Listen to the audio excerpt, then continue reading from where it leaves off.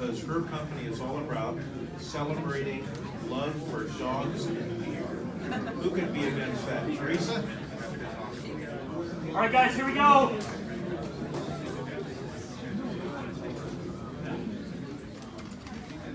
Good morning again, everyone. Did you get your coffee? Feeling recharged? I love Muddy Dog Roasters, by the way, not just because they have dog in their name. All right, so who here has a dog? Who here wishes they had a dog? Yeah, right on, right? Okay, so my name's Theresa Chu. I'm the co-owner of Barley Labs. My partner Scott wanted to be here, but he actually just started a new job this week, and ducking out in the first week is probably poor form. So, you got me today. I'm going to tell you all about where we started, and I'm so excited to be back here today. We presented a few years ago, and we just want to give you an update of where we are now. Okay, so Barley Labs started because of this girl right here. Her name is Barley. We call her the VP of Quality Control and our Chief Inspiration Officer. She is our rescue dog that we adopted in 2009. And at the time, my partner Scott was also starting a new hobby. He was a home brewer. And so when we adopted her, we were like, well, what do we call her? And we went through a few names, and sure enough, we landed on Barley because it's one of the primary ingredients in beer brewing. And when we moved to North Carolina, we realized that one of the things that Scott was doing, which was taking the spent grain from the brewing process and turning it into dog treats, that there was a possibility for that to become a business here. And I had been working about 80 hours a week in a corporate job that I hated.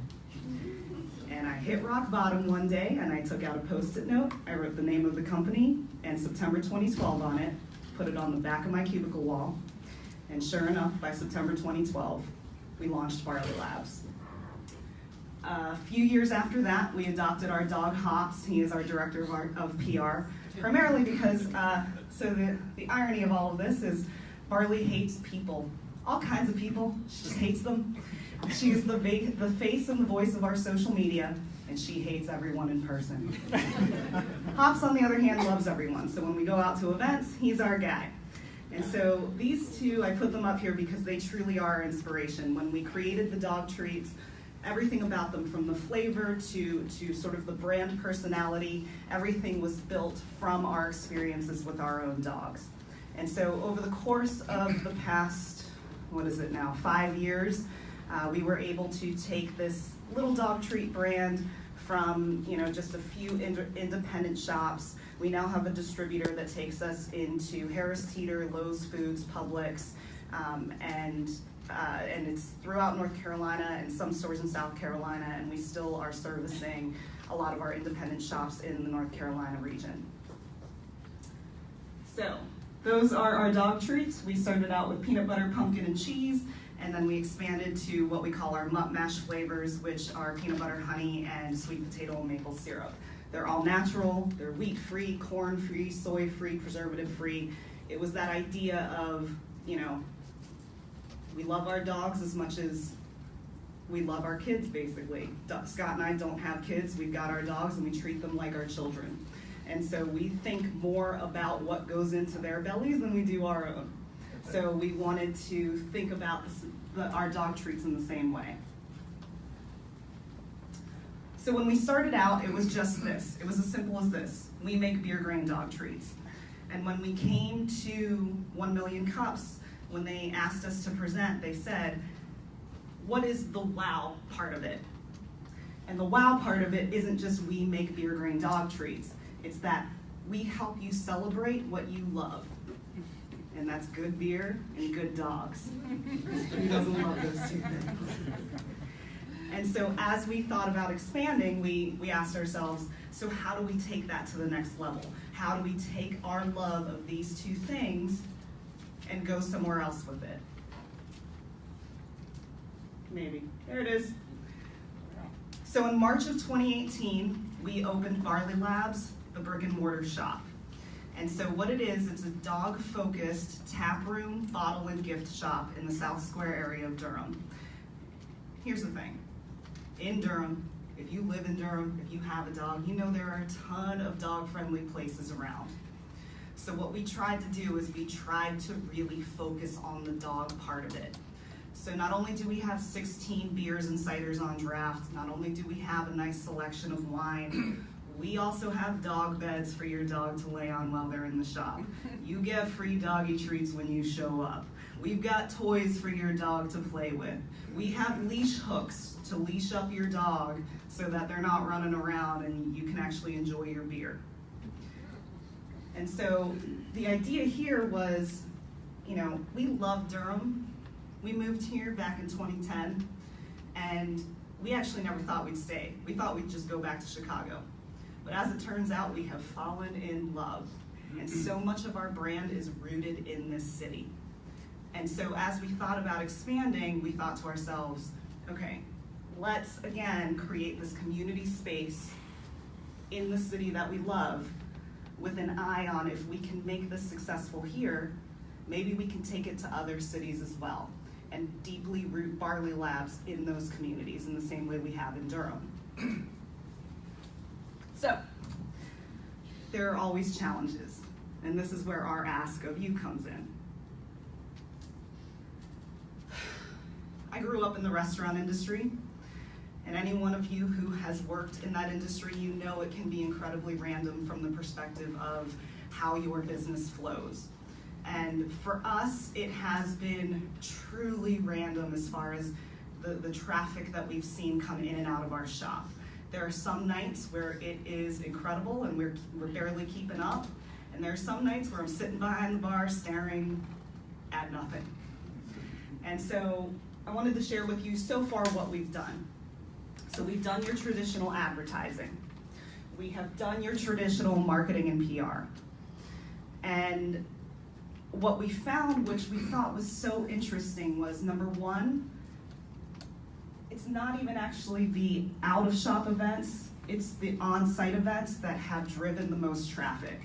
So when we hold educational events like, I want to turn my dog into a therapy dog, or hey, we've got a trivia night, we pack the house. The other thing is, those little sidewalk signs that you see when you're driving around, man, those have been a huge return on investment for us. Every time someone comes in and I say, hey, how'd you find us? They're like, hey, I saw that sign on the side of the road. I'm like, well, hot dog, didn't see that coming. Another interesting thing that we didn't see coming is this. So that's actually my partner, Scott. I knew I could fold him in here somehow. We expected our target market to be that guy. We expected him to be in his late 30s, early 40s, beer lover, dog lover. And the interesting thing is, we got, and I love them, truly. I'm not saying that this is a bad thing, I'm just saying it was a surprise. We are getting a lot of millennials and a lot of women who are just, they couldn't care less about the beer, they are just showing up because they can hang out with their dog. And so that's why we went from 4 wines to 8 wines, and 16 beers on draft to 4 ciders and 12 beers on draft. The other thing is, so my background is actually in PR and marketing.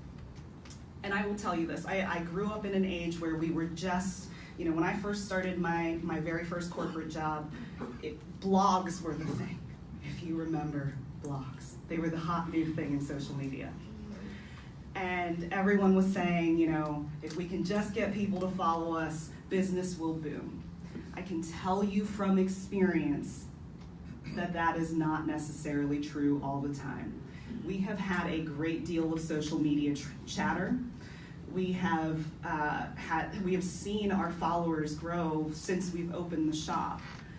The interesting that's happening is with our dog treats, it's actually helping increase the wholesale side of our dog treats, but it's not necessarily driving traffic in. And so what I'm finding is the chatter is great, we love it, but it's not necessarily getting into sales.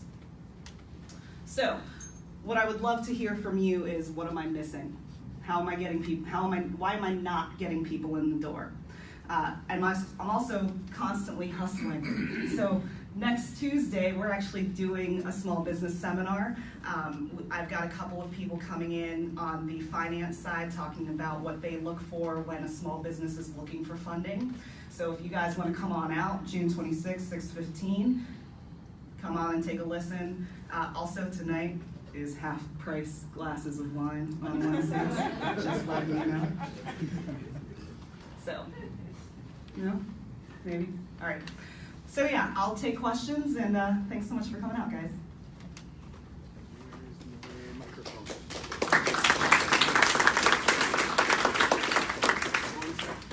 Go ahead. Ask your question nice and loud so we can hear you, because I'm not sure where the other mic went to. Go ahead. Yeah.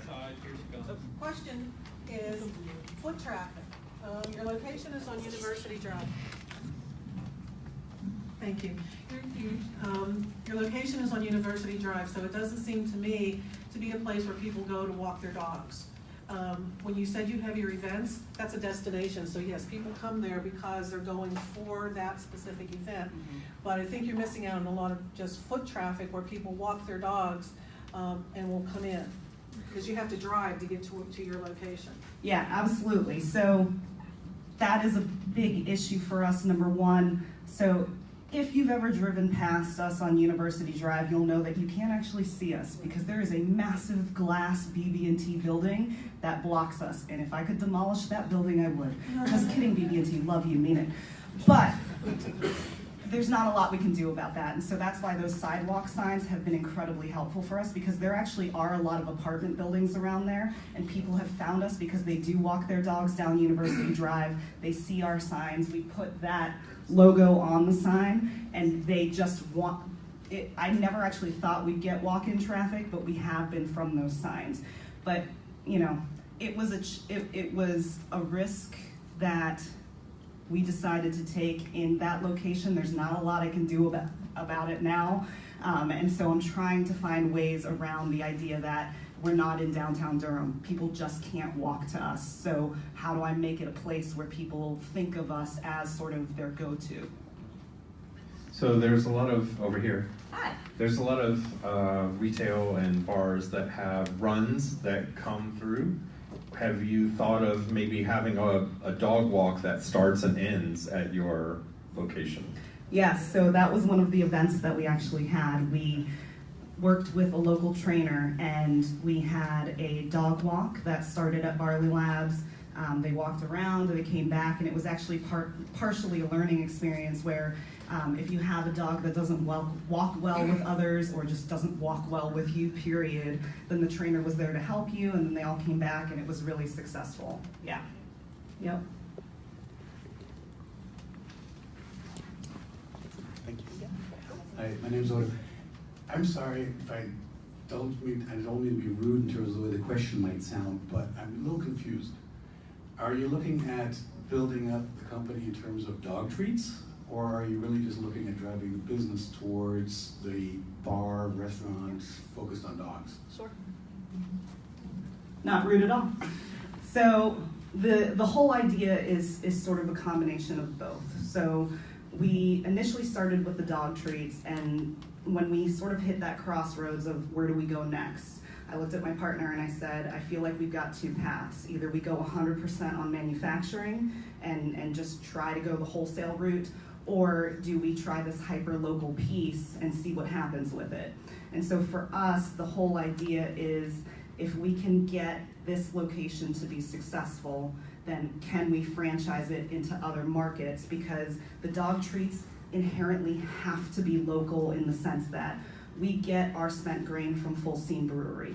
So much of our initial success was sort of building off of the brand equity that Full Steam had out of the gate. So when I would walk into retailers, I'd say, we use Full Steam's grain, and they're like, we love Full Steam. We've got them on our shelves.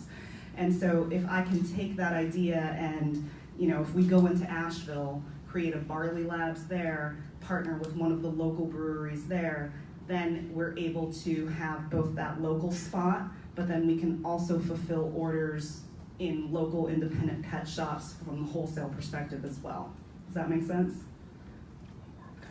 What's holding you? Oh, I'm sorry. Sorry. One more over here real quick first. My question actually is kind of related to that. So, are you saying that your dog treat business, you said you had this distributor that's taking you all over North and South Carolina.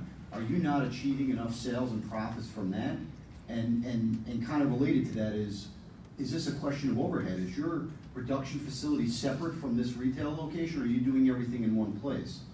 So our production facility is separate, and it was out of necessity when we expanded, or when we got the distribution deal in 2014, we were baking our treats out of our kitchen using a jerky gun.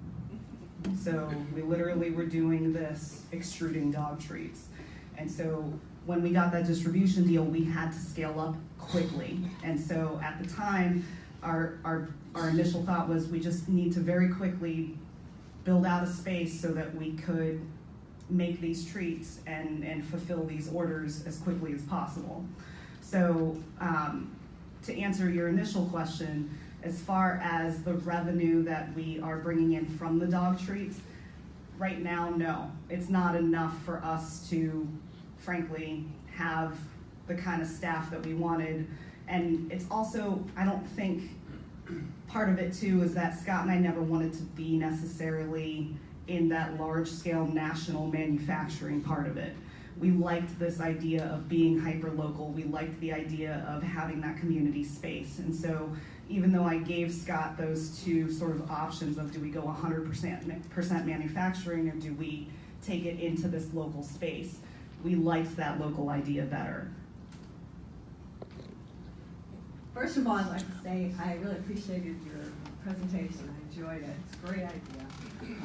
And in response to your last question, I have found when I work with companies that when they don't get what they expected, you need to ask your customers more questions. And I wondered if you had surveyed your customers to find out what they want.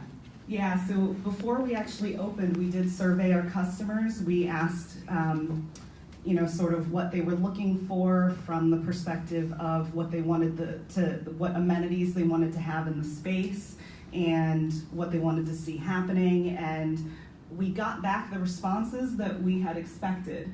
I think part of it is that when we first opened, have you guys ever heard of offline media? So it is a website and an app that very much so is geared towards millennials, and they basically try to find events or spaces that take people, quote, offline. And so when we first opened, they did a video for us and they pushed it out, and I think that's where a lot of our millennial traffic started coming from. And it was just, we got a good amount of people who, followed us from the dog treat perspective and were the target market, but the majority of people, I think, were coming in from that offline publicity. And so that's why we started shifting. When people were coming in, they were asking us, oh, do you have a cider on draft? Or do you have other ciders on draft? Or do you have any wine? And so that's why when we were getting those questions, we started expanding those options to try and meet their needs. Yeah.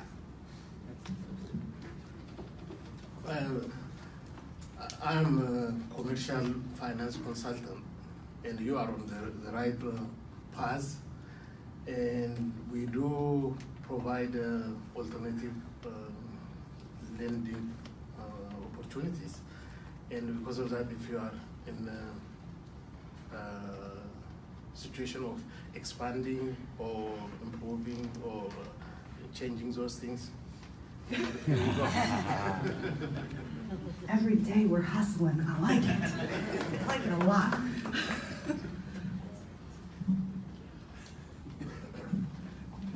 Sorry, another question. Now, you're not serving any food because you have the dogs in there, is that right?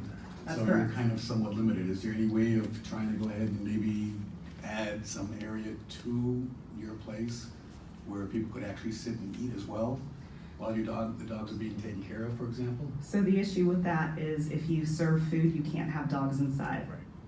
No, that's what I mean. You have a separate space, and you provide dogs sitting basically while people are having dinner as well. That's just a thought. Yeah, I mean, it's definitely a good thought. I think, If it were a much bigger space, we could probably do something like that. I do also know that the restaurant business is a whole other monster that I grew up in the booths of restaurants, and that is not at all what I'm looking to do. However, you know, I think it was one of those things where when we chose the space that we were in, it was a function of, you know, there was a market for it as far as the residential, the amount of apartments and housing around that space, in the hopes that, you know, as downtown is getting more congested, maybe people just want a neighborhood bar that they can hang out at. And so the space is smaller. It's also a lot cheaper than downtown spaces. And so if we were to make this successful, you know, the next location we would look at, I would look at a place where, number one, it would be more walkable, and number two, we'd be able to have food trucks and things like that out. We are currently allowed to have one food truck a month, primarily because in the exact same shopping center we have 2 restaurants, which are great because it's actually, we've brought in more business for them, because our people will go over, get their meals, bring it back over to our shop, and they can come and eat at our space. So you're absolutely allowed to bring in outside food. And so people will do that. People have actually brought in entire picnic spreads. I mean, I don't know if you've thought about trying to bring that up. It's like, bring your own food, you know, instead of bringing your own. So you're using that in the marketing as well. Yes, so we actually did a whole series of Ask Barley on our social media, and one of the questions was, can we bring in outside food? Yeah, and we have a big poster on our wall that says outside food welcome. You're gonna make that. Okay. So one more question for Theresa, please. Go ahead.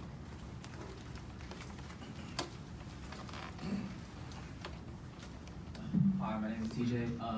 It's not even a question. I just wanted to be like, this is a really good idea. Like, who would have thought of this? Thanks, TJ. Also, well, so if I can just quickly say to all the students in the room, so I used to teach public speaking and communications at Wake Tech.